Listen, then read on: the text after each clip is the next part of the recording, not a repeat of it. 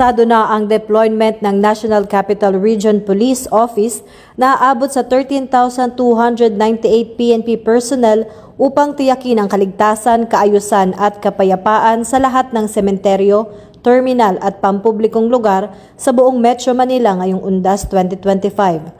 Sa paghahanda para sa inaasahang dami ng tao, nanindigan ang NCRPO na magbibigay ng komprehensibong seguridad upang maging ligtas at makabuluhan ang pag-obserba ng Undas. Patuloy na ginagabayan ng prinsipyong bagong PNP para sa bagong Pilipinas, serbisyong mabilis, tapat at nararamdaman.